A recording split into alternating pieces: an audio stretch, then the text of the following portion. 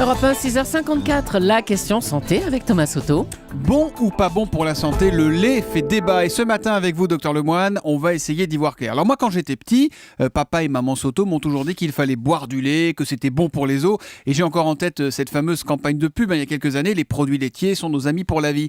Premier point, docteur, on a besoin du calcium contenu dans le lait ou pas ? On ne le répétera jamais assez, il faut à tout âge absorber du calcium, et surtout pendant la croissance, pendant laquelle le capital osseux se constitue de façon définitive. Après, c'est trop tard, on ne pourra plus consolider ses os. Alors le lait est une bonne source de calcium, effectivement, votre maman avait raison. Alors hier, c'est pour ça d'ailleurs qu'on a choisi d'y revenir, une étude affirmait que boire du lait, c'était bon pour le cœur. Ça a beaucoup fait réagir nos auditeurs. Alors c'est une vieille histoire remise au goût du jour par le professeur Jean Ferrière, qui est cardiologue au CHU de Bordeaux, qui démontre que les effets d'une consommation modérée de lait diminuent le mauvais cholestérol, le LDL, autant qu'un quart de comprimé de la plus connue des statines, les médicaments dont on sait qu'ils sont efficaces, mais dont on souligne régulièrement les effets secondaires. Alors si on ajoute à cela les résultats d'une autre étude du professeur Ferrière qui montre que ces mêmes doses de produits laitiers diminuent de 39% la mortalité par rapport à des non-consommateurs, on comprend effectivement l'émoi des détracteurs du lait. Mais alors votre diagnostic, docteur, sur ce point précis, c'est quoi ?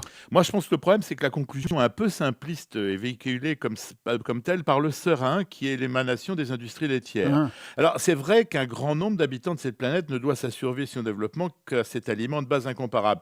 C'est vrai aussi que la nature n'a pas doté les seins de nos mères d'un distributeur de tofu, Thomas.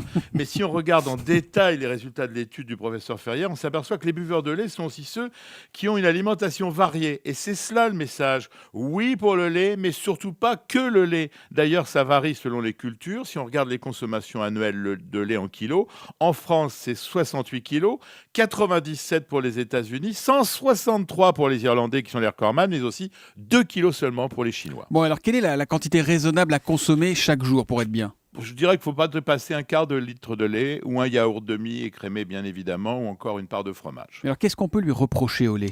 La liste des détracteurs est longue. Ça va des véganes, vous savez, les ennemis absolus qui parlent de complot industriel, à ceux qui l'accusent d'être cancérigène. Les preuves pour ou contre sont d'ailleurs sur ce sujet tout aussi absentes dans les deux camps. Bon, conclusion, on peut continuer à en boire raisonnablement sans arrière-pensée. Vous pouvez boire du lait sauf si vous êtes intolérant au lactose, c'est-à-dire au sucre de lait, ou si vous souffrez d'une allergie aux protéines du lait de vache, ce qui en fait fait beaucoup de monde.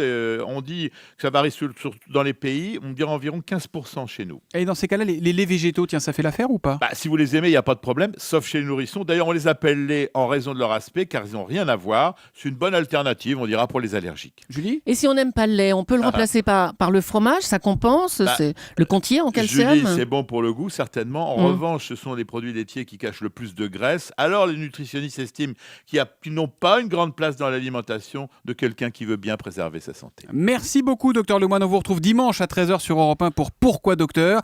Bonne journée à vous. Bonne journée, ça vous concerne, je parlerai des surdoués.